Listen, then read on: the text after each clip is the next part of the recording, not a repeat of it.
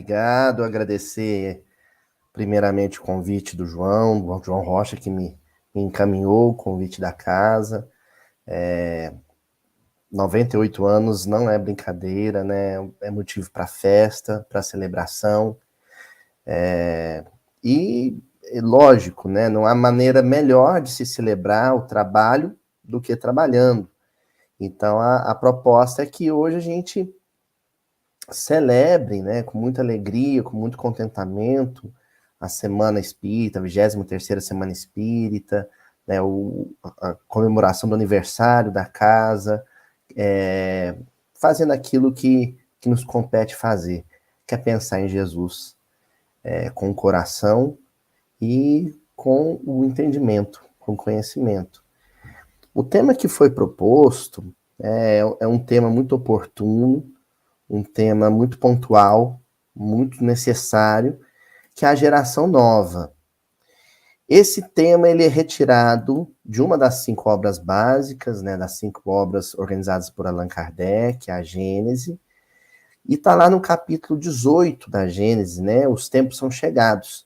Tem lá um conjunto de itens entre o 27 e o 35 que recebe esse título, a geração nova. Só que antes da gente analisar alguns trechos do texto que eu selecionei, eu acho bom a gente ter, por base de reflexão, uma noção muito precisa sobre como se dá a atuação do amor de Deus junto às nossas vidas. Primeiro que ela se dá por meio de servos, por meio de comissionados, né? E o primeiro deles é a figura do gestor do orbe, nosso Senhor Jesus Cristo. Dele, em seguida, a ação se estende através dos seus prepostos, né, dos seus imediatos, e, por fim, através dos espíritos superiores, os espíritos benfeitores, os espíritos instrutores e os espíritos familiares, né, aqueles que se aconchegam conosco, dentro do nosso grupo familiar, entre encarnados e desencarnados, enfim, todos trabalhando em nome de Deus. Agora, a gestão de todo o processo, a organização, a orquestração de todo o processo de socorro do alto em relação às necessidades do campo encarnado, né, do plano físico, ocorre através do controle que Jesus tem, no caso específico da Terra, nosso Senhor Jesus Cristo, sobre quem encarna e quem desencarna. É importante mencionar isso antes de qualquer consideração da noite de hoje, por uma razão muito simples. Em tempos mais melindrosos, tempos mais exigentes, como os que a gente vive, a gente às vezes cede à fraqueza de achar que o mundo está sem controle, que o mundo é um carro em desgoverno, que nós estamos sem um regente, sem um responsável, sem um orientador. E a gente só fica com essa impressão, a gente só fica com essa perspectiva falsa sobre como a vida é gerida pelo plano maior, porque a gente não entende o meio pelo qual essa gestão é feita, que é através do controle de quem reencarna, de quem desencarna. Quem domina esse fluxo de encarnação e desencarnação, ou reencarnação e desencarnação, domina tudo e todos. Então estamos todos nas mãos de Deus, já que estamos todos sob a gestão de Jesus, o comissionado de Deus, o ungido de Deus. É o Cristo quem determina quem reencarna e quem desencarna.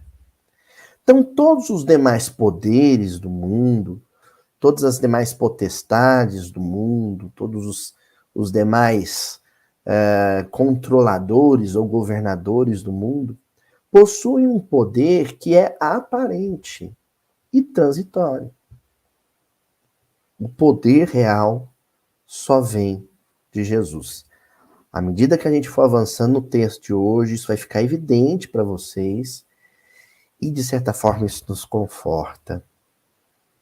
Isso nos empodera como servos do Cristo, isso nos deixa mais seguros da situação, a gente se sente menos perdido nesses tempos de anomia, né, para usar um termo da sociologia, um termo de Horkheimiano, né, esse tempo de anomia, de desgoverno aparente, né? Não, tudo é transitório. Só o que é eterno é a paternidade de Deus sobre nós e o cuidado amoroso de Jesus como representante desse amor divino junto às nossas vidas. Pois bem, o texto de Allan Kardec começa fazendo uma afirmação justamente sobre esse fluxo que nós mencionamos aqui. A Terra, no dizer dos espíritos, não terá de transformar-se por meio de um cataclismo que aniquile de súbito uma geração. A atual desaparecerá gradualmente e a nova lhe sucederá do mesmo modo, sem que haja mudança alguma na ordem natural das coisas. Então, basicamente, a ordem natural das coisas é aquele lema, né, que aparece como frontispício, né, aliás, como lápide junto ao túmulo do corpo físico de Allan Kardec, no Père Lachaise, em Paris. É o nascer, é o crescer, é o desencarnar, o morrer e tornar a nascer. Essa é a ordem natural das coisas. Esse é o fluxo, é o devir da vida.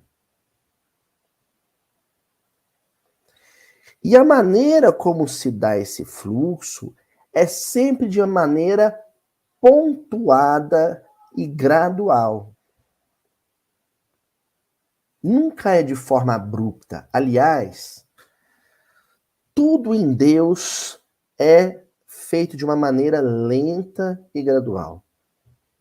Porque Deus trabalha com o tempo da eternidade. Não é assim? Deus trabalha com o tempo da eternidade. Quem trabalha com o tempo finito, os prazos curtos, é o homem. Então o homem vive apressado. O homem vive afoito, vive em desespero. Deus não. Deus age de forma mansa, de forma sossegada, porque ele trabalha com o conceito de eternidade. Então, essa transformação da Terra por meio dos fluxos reencarnatórios vai se dar de grão em grão, de gota em gota. Aloysio, explique isso melhor.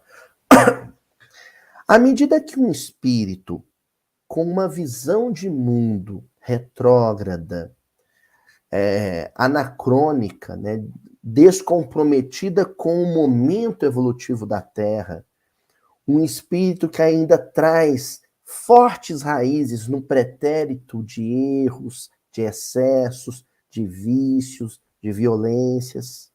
À medida que um espírito cristalizado nos seus sentimentos mais infelizes desencarna,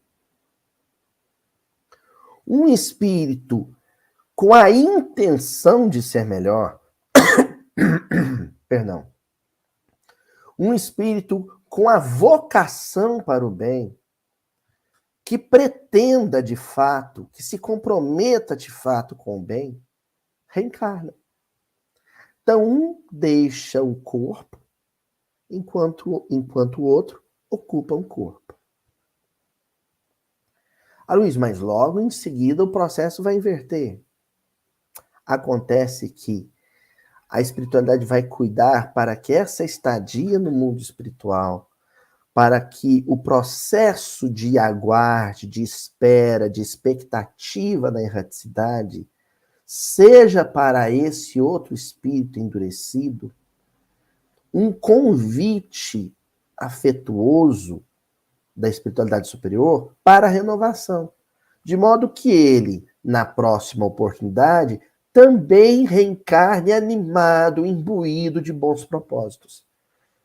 Porque embora o movimento mais intenso de aprendizado e desenvolvimento da alma se dê no plano físico, entre o berço e o túmulo, isso não quer dizer que na erraticidade, no plano espiritual, os espíritos também não evoluam, também não aprendam, também não cresçam.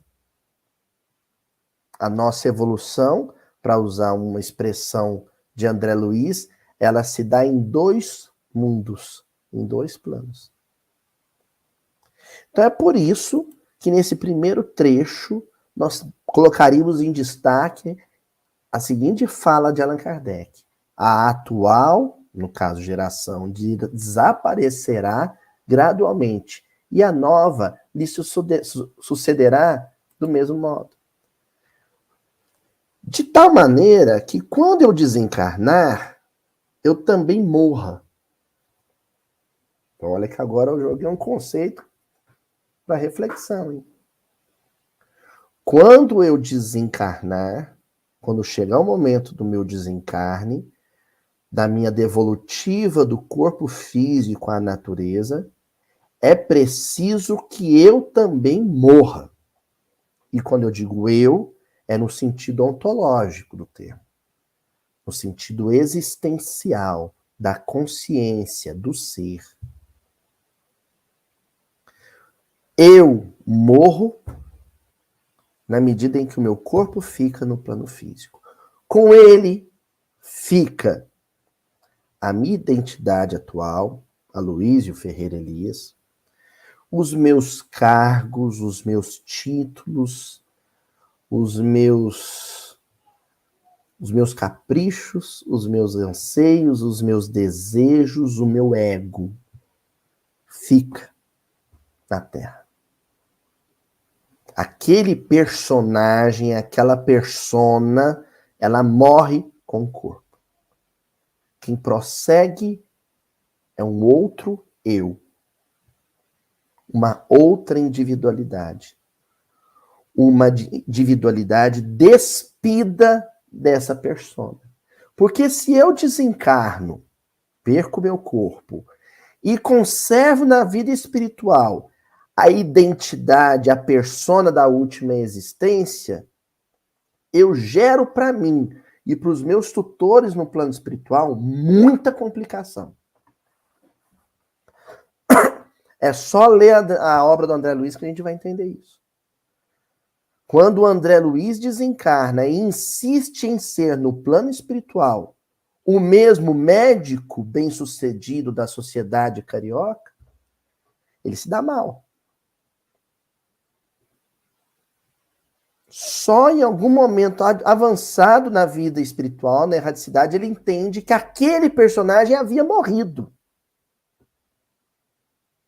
E quando ele assume o pseudônimo de André Luiz para se tornar autor através da psicografia de Chico Xavier, né? Inclusive tendo por fonte de inspiração um irmão muito querido de Chico Xavier, ali naquele momento ele está simbolizando essa tomada de decisão. Eu não quero mais ser aquele. Daí ser muito delicado, muito complicado essa ideia nossa de que quem fulano foi na outra.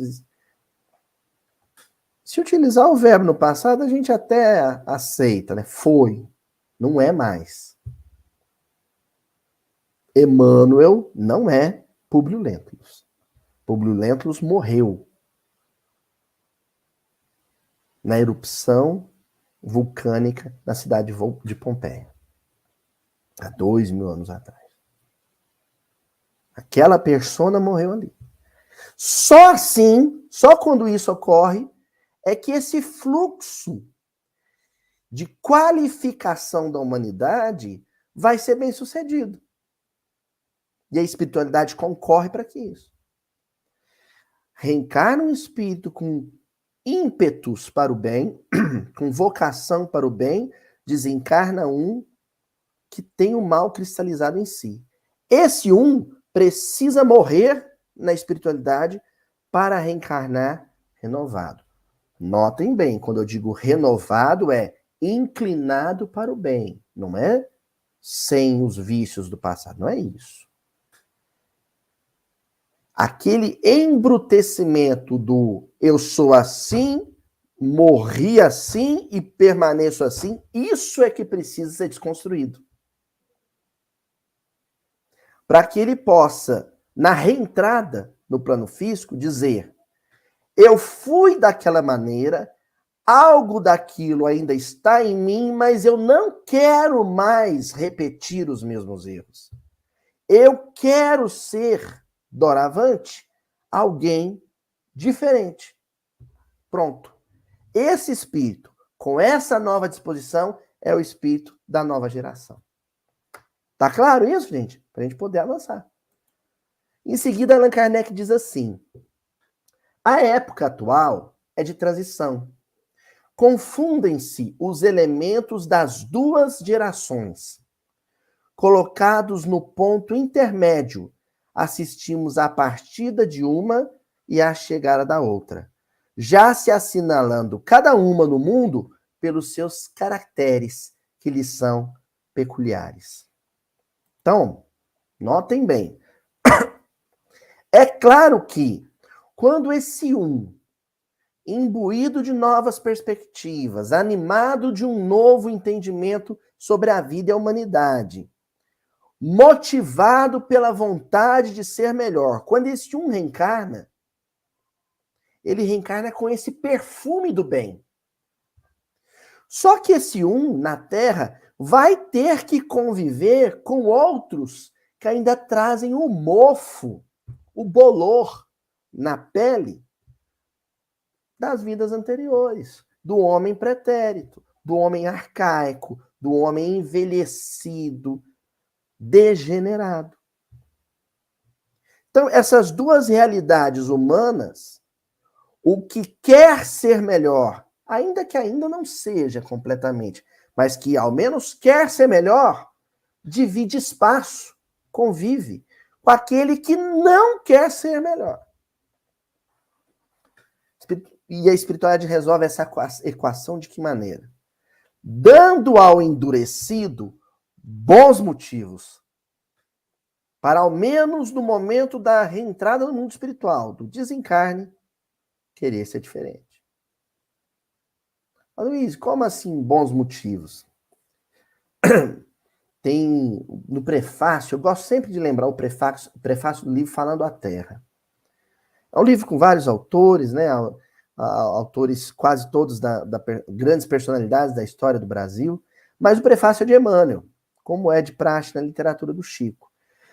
E o Emmanuel, nesse prefácio, ele diz assim: certos espíritos são tão sensíveis que despertam como uma gazela atenta ao bater de asas de um passarinho. Outros são tão embrutecidos, estão tão cristalizados, petrificados nas suas pré-concepções, nas suas prévias concepções, que nem... Aliás, ele diz, só com explosão de dinamite vão despertar. Como um rochedo mesmo. Rochedo lá na pedreira que precisa de uma explosão de dinamite para ele se fragmentar. Mas, enquanto esse despertar não ocorre, a convivência, ela é necessária. Então, é uma condição evolutiva.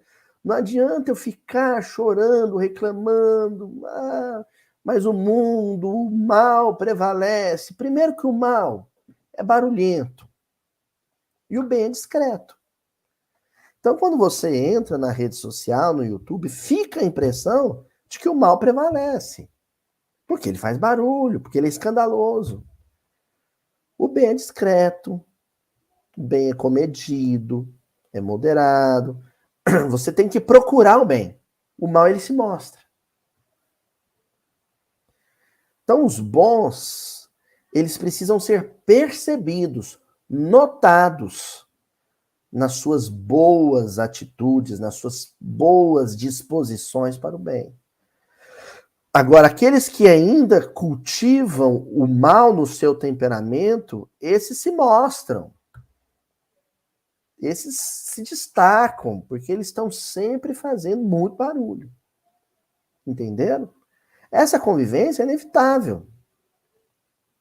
O Brasil é a pátria do evangelho. Eu imaginava que, sendo pátria do evangelho, só reencarnaria gente boa aqui. Não, o contrário.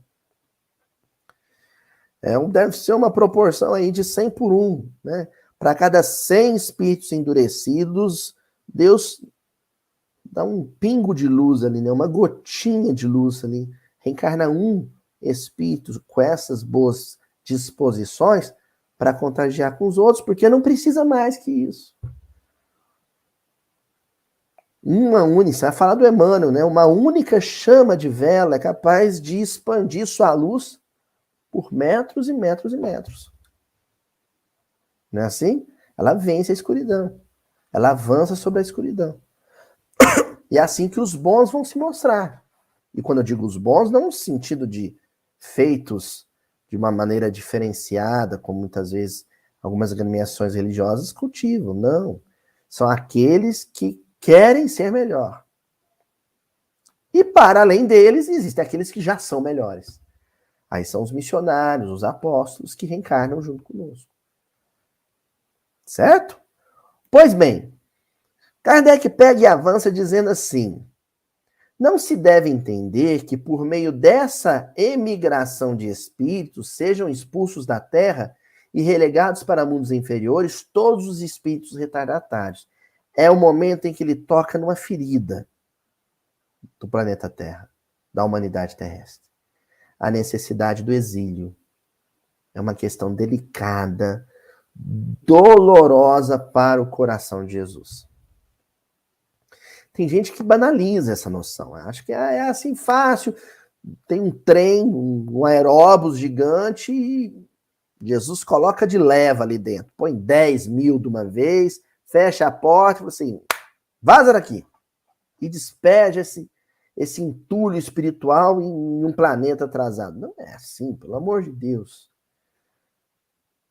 É algo mais parecido com aquele pai que tem um filho viciado em casa, né? Um filho que começa a se apropriar dos bens da casa para vender, ou começa a agir de forma violenta, perigosa, com seus irmãos, com seus avós, e o pai precisa tomar a decisão de conduzir esse filho para uma clínica, para um ambiente de isolamento para se tratar. A dor daquele pai em ter que tirar o seu filho do convívio com os demais.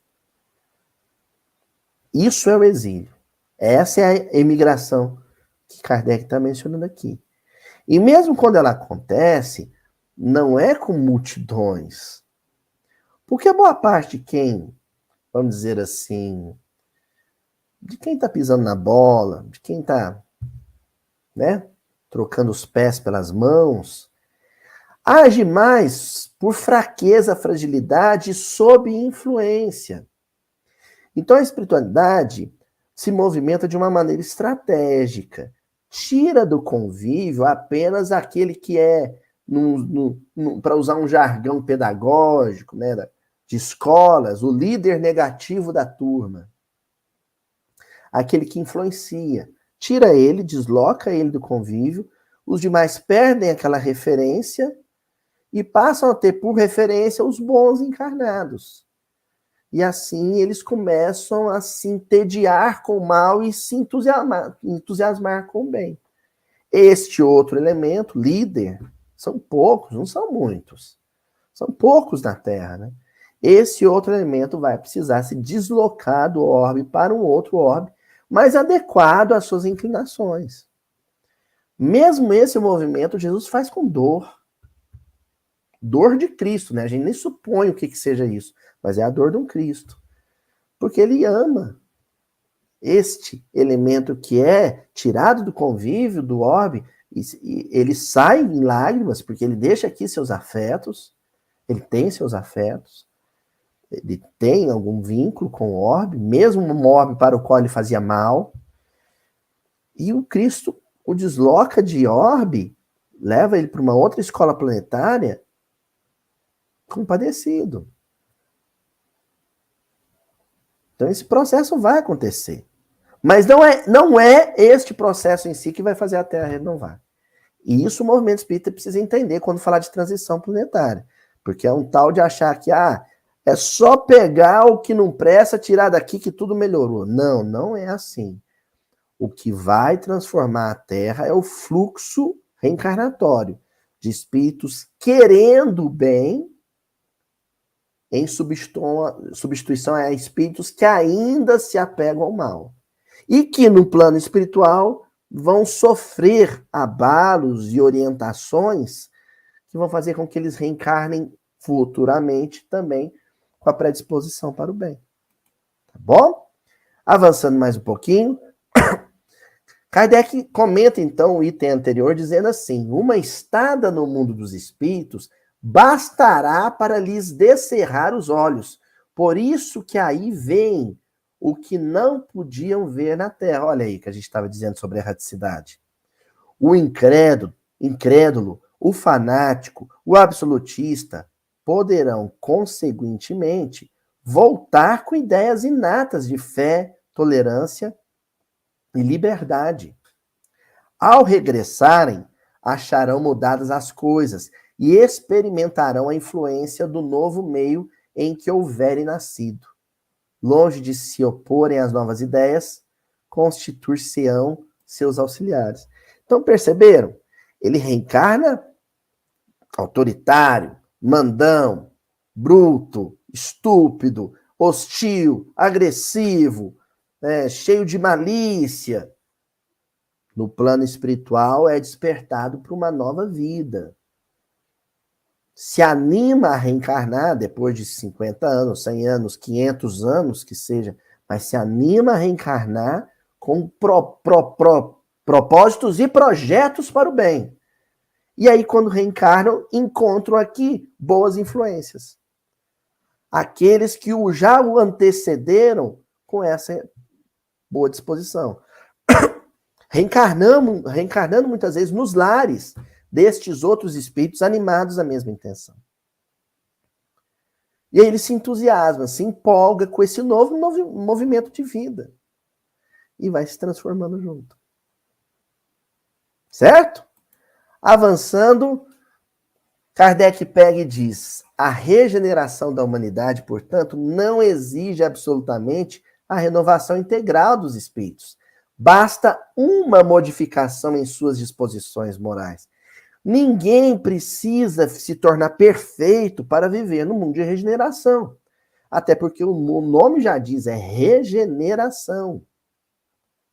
É espíritos em processo de transformação, de modificação das disposições. Regeneração caracteriza por isso. É um mundo onde o mal ainda existe, mas o bem começa a tomar um bom espaço. E isso acontece no meio social, e isso acontece, como diria Guimarães Rosa, sertão adentro, né? No íntimo de cada criatura. É isso que caracteriza o mundo de regeneração.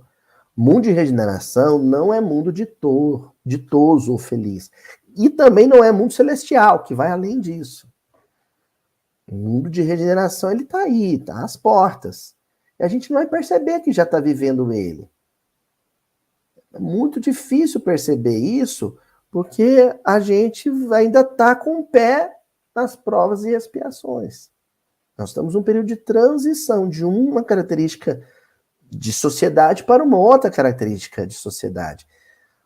Os dois mundos vão conviver por um tempo. Há uma parte da humanidade que já entrou na regeneração. E há uma parte da humanidade que ainda vive nas provas e expiações. Essa característica precisa ficar bem claro para a gente não ter a confusão de achar, quando reencarnar, tudo espírito perfeito, na hora que a gente reencarnar totalmente, integralmente modificado, chegou a regeneração? Não. De modo algum.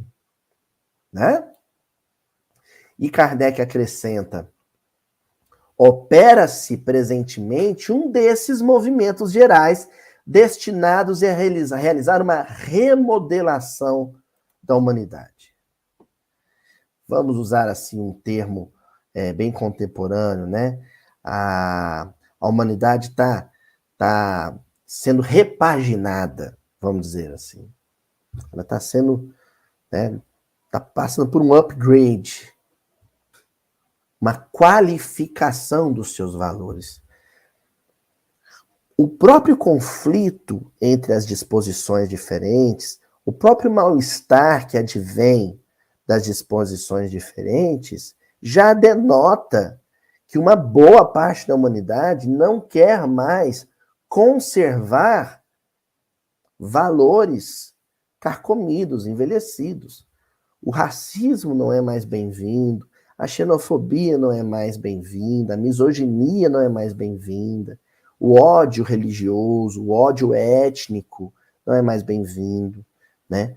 As injustiças sociais gritantes, né, dolorosas, elas não são mais aceitas por boa parte da sociedade que se mobiliza de uma forma, através de organizações não governamentais, através de instituições religiosas, mas se mobiliza para mudar o mundo. E é lógico, quem se beneficia do mundo como ele tem sido até agora, quer resistir a essas mudanças, quer conservar as coisas como eram, né? Quer manter, né? Quer fazer frente ao progresso. A progressão natural da vida, né, do movimento da vida, né, que avança. Tá? A lei de progresso no livro dos Espíritos, né? A espiritualidade fala, ó, quem tentar parar na frente do progresso é como tentar parar na frente de um trem, de uma locomotiva em movimento, em franco movimento. Vai sucumbir ao impacto. E vai ter que renascer desse entrechoque. Vai renascer como alguém renovado, como alguém novo. Né? E aí Kardec acrescenta, a gente já ir caminhando aí para a reta final, são as folhas que caem no outono e às quais sucedem outras folhas cheias de vida, porquanto a humanidade tem suas estações, como os indivíduos têm suas várias idades. Que é o codificador sendo poeta, né? Além de professor, sendo também poeta, né? Olha que coisa linda, que imagem linda que ele criou. Então, nós vivemos o outono da humanidade, né? Vamos entrar agora num período mais intenso de inverno social, né?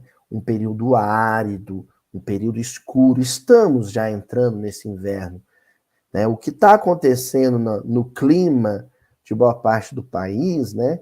Esse junho frio, antecipando aí temperaturas talvez maiores em julho, agosto, é o momento espiritual que a gente está na Terra.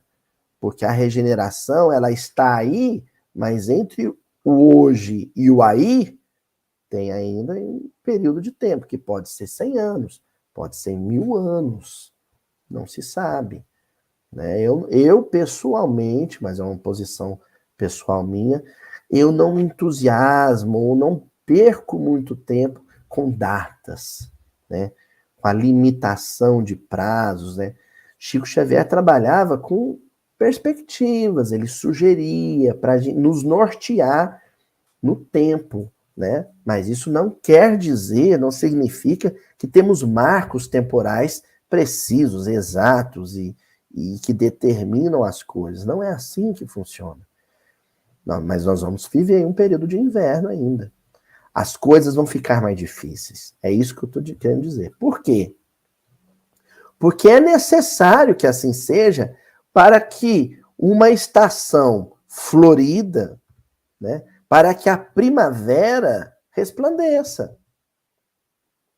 Então, do mesmo jeito que está previsto para o nosso amanhã espiritual um período ainda de intenso inverno, também está previsto um período de plena primavera. Mas só depois que os momentos mais desafiadores, os momentos mais dolorosos tiverem feito em nós o serviço que precisa ser feito. de morte do homem velho para o renascimento de um homem novo. E aí, para a gente ir nessa reta final, eu separei aqui o versículo, primeiro versículo que deu mote para a Semana Espírita, né? Eu achei importante fazer alguma conexão entre o tema que foi proposto para a noite de hoje e o versículo, que é Lucas, capítulo 16, versículo 16, né? No momento ali que Jesus dialogava com um grupo de fariseus, e aí, então o Evangelho de Lucas apresenta o seguinte texto: até João, a lei e os profetas. Desde então, o reino de Deus está sendo evangelizado. E todo aquele que se esforça, entra nele.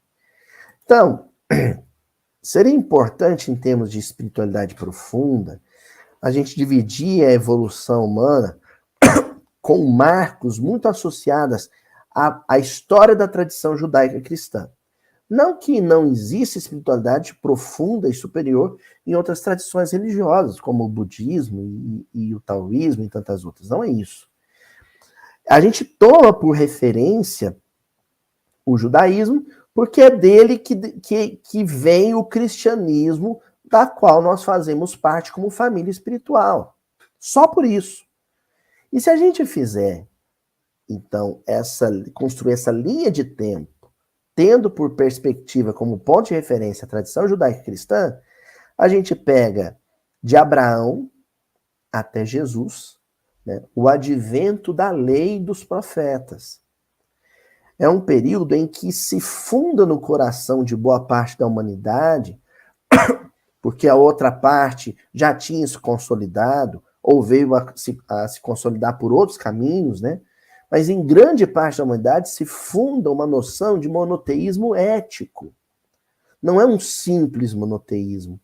É um monoteísmo que prevê um pai que cria, que gera, mas que também que cuida do aperfeiçoamento e da formação do caráter daquele que foi criado. Tudo isso dentro ainda de rudimentos de organização social, ainda na antiguidade oriental, né? com alguns aspectos ainda a serem lapidados, a serem trabalhados, a serem burilados. E a ferramenta de aperfeiçoamento desses rudimentos de monoteísmo ético foi a vinda de Jesus. Por isso que o versículo já diz, ó, até João Batista, era a lei e os profetas. Mas o último profeta do Velho Testamento, que é também o primeiro profeta do Novo Testamento, a figura de João Batista, marca ali um novo ciclo, uma nova etapa, um novo momento, onde o amor, a presença amorosa de Jesus vai trazer contornos mais delicados, vai trazer contornos mais bem definidos para essa espiritualidade profunda que já havia sido implantada no orbe. Agora, isso vai ser feito e passa a constituir uma espécie de maioridade da Terra. Muito se pedirá aquele que muito recebeu. Aquele que é tocado ou visitado por essas noções de amor profundo trazidas por Jesus, passa a ser considerado como um indivíduo de maioridade, indivíduo maduro. Dele vai ser cobrada aí essa disposição maior para o bem. É isso que vai ser cobrado dele no plano espiritual. E na hora que ele acordar para essa cobrança, na hora que ele se der conta de que ele já é portador de noções de espiritualidade e amor muito superiores, que ele só não tem feito uso prático disso, ele reencarna não mais para dizer sou cristão, ele reencarna para viver a vida que Jesus viveu. Ter em Jesus um modelo de vida. Porque é isso que é o cristianismo. É um padrão de vida. É uma forma de se viver no cotidiano, no dia a dia. Esses espíritos que reencarnarem animados desse propósito é a nova geração. O que vai marcar eles? O final do versículo de Lucas diz: Aquele que se esforça. Aquele que se esforça. Essa é a característica dos espíritos que vão reencarnar agora. Então reencarnou uma criancinha no meu lar, na minha família. Será que ele é da nova geração? É só observar o esforço. O esforço. O meu filho, Francisco, que eu sempre menciono, né? Falo dele o tempo inteiro, não. Onde eu vou, falo do Chico. O Chico, ele é uma criança que, de vez em quando, ele age de forma impetuosa e de forma impulsiva. Às vezes, ele quer disputar comigo uma questão, o escovar os dentes, e ele age de forma dura. Né? Você vê ele tem um espírito com um endurecimento do passado. Só que ele age de forma dura, eu demonstro que eu fiquei triste com o que ele fez, em seguida ele fala, desculpa, papai. E eu percebo ele então se policiando. Numa próxima vez, ele pega e fala assim, papai não pode dormir sem escovar os dentes, né? Não, Chico, não pode. Então, o homem velho, ele está sepultado, mas como é que eu poderia dizer? A presença dele, o fantasma dele ainda assombra aquela casa mental. De vez em quando, eles dão uns uivos. E aí o homem novo, que já tomou posse da casa, tem que dizer, não mais. Eu não quero isso mais para minha vida. A minha disposição agora é outra. E aí a gente vai para o último versículo aqui. Esse eu trouxe como um extra, né? Que está na carta de Paulo aos Hebreus. E aqui é importante a gente destacar que a carta de Paulo aos Hebreus é uma carta direcionada especificamente para essa família que tinha noções de espiritualidade profunda já até então, há cerca de 2.000 anos, né? Hoje, 3.000 anos. Então, essa família é o destinatário dessa carta de Paulo.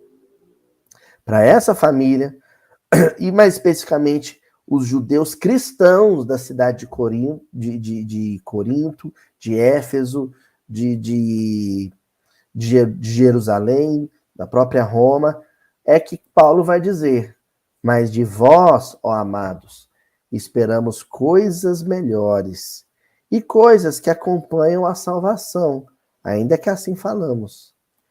Isso é de uma beleza, né?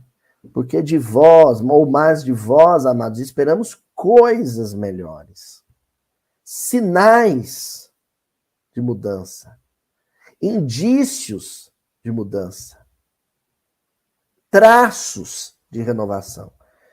A espiritualidade não vai esperar da gente conduta perfeita. Não que a gente vá utilizar isso como desculpismo para o nosso atraso. Mas a espiritualidade que avalizou nossa reencarnação, a gente reencarna sobre, né, o avalizamento de um benfeitor. Falou, deixa aí que eu tô de olho. Ó, reencarnar que esse menino é meu. O que ele vai esperar, esse avalista? O que ele vai esperar de mim? Que eu reencarne, seja o modelo de perfeição? Não. Mas ele vai querer algum traço, algum sinal, algum indício de que eu quero alguma coisa de melhor para mim mesmo e para o mundo que me recebe, que me acolhe. Alguma coisa dá para demonstrar de melhor, né, gente? Algum sinal de mudança dá. Então esse é o nosso compromisso com a geração futura, porque esses espíritos já estão reencarnando. Esses que eu mencionei, que no plano espiritual tomam uma nova bandeira, né, um novo bastão, e reencarnam, e eles reencarnam e já vão ver quem é que está por aqui já há mais tempo, o veterano de existência. Porque ainda que um espírito reencarnante, uma criança como o meu filho, seja um espírito muito velho, né, que já reencarnou muitas vezes, nessa presente existência, no ano de 2022, eu tenho uma experiência que ele ainda não tem. Eu, Aloysio Elias, reencarnei em 1979. Então, eu tenho uma experiência com o planeta Terra do século 20 para 21 que o Francisco não tem. Eu sou a vanguarda dele. Eu sou o veterano. Eu vou acolhê-lo. E aí ele reencarna e vai ter como referencial quem? Esse veterano. Por mais que ele seja também um espírito velho, um espírito antigo. Isso explica, por exemplo, por que a Condessa Matilde, né, no livro Libertação, ela vai falar com a Margarida, que era um espírito tutelado dela, né, mas que ia recebê-la como filha. E ela vai antecipar esse diálogo no mundo espiritual. É muito impressionante no livro Libertação, da filha, a futura filha, dizendo para a mãe: olha lá como é que você vai me receber. Olha lá que sugestões, que influências, que motivos para servir o bem você vai me dar quando eu estiver na minha infância. A Matilde, ela já era um espírito inclinado para a luz, né? Inclinado não, era um espírito iluminado, né? Mas olha como é que ia se dar o processo. Primeiro Margarida, depois Matilde, depois viria o Gregório. Gregório já com um espírito duro, mas que tinha aceitado reencarnar. Se ele tinha aceitado reencarnar, né, foi feito um trabalho, o livro todo mostra isso, um trabalho hercúleo da espiritualidade para convencê-lo da necessidade de reencarnar com novas disposições. Ele reencarna sob a influência da Matilde, e ela, por sua vez, sob a influência da Margarida, e por assim diante. E é assim que a família vai se tornando esse núcleo de transformação da Terra, né? É como se tudo, a família fosse um tubo de ensaio, onde ali há uma amostra, uma pequena amostra, um pequeno ensaio do que vai ser a substância maior, do que vai ser o corpo maior, o elemento maior a ser conquistado, né? Essa é a nova geração e a gente já pode observar ela aí nas crianças que estão vindo. É gente que reencarna com o propósito de fazer coisas melhores, de dar traços, indícios de que quer ser diferente, de que não quer recapitular velhos erros, que não quer mais arrastar, né, aquelas velhas correntes, né, das masmorras espirituais do passado, não quer mais ter o mesmo ranço espiritual envelhecido, embolorado do passado, que é uma terra arejada, ensolarada, primaveril, né? É o que sonha a nova geração, né? Então nós vamos encerrando por aqui. Eu já havia conversado com o amigo João, né? Com a minha... Hoje eu estou um pouco limitado, na minha coluna lombar tá meio mal-humorada, né? Então ficar sentado está trazendo algum incômodo. E aí eu tinha combinado com ele que a gente poderia estar encerrando um pouquinho antes, assim que o recado fosse dado. Eu acho que o recado foi dado, né? Não temos a obrigação de sermos impecáveis, no sentido literal mesmo, de não pecar. Mas a gente tem o dever de nos inconformarmos com a nossa natureza pecadora, de lastimarmos o pecado quando ele acontecer. E querer, almejar, ambicionar o bem para as nossas vidas e, em consequência disso, o bem para a humanidade. Aí eu vou poder me inserir, né, nesse time, nessa geração nova e renovadora dos princípios humanos na Terra. Tá certo? Vamos encerrar agora, né? Ao que parece, o João me orientou que a gente já poderia estar fazendo a prece de encerramento.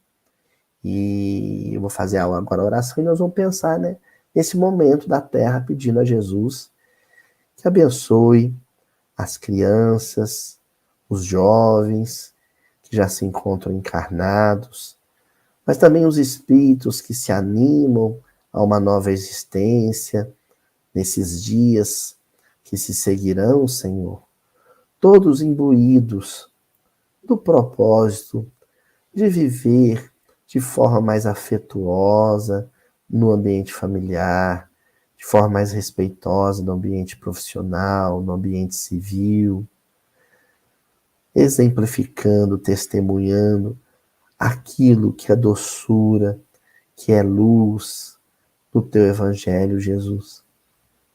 Ampara a nova geração, Mestre, para que a terra possa ser um imenso jardim onde as sementes do teu coração floresçam para uma nova vida. Louvado seja o teu nome, que assim seja, Mestre.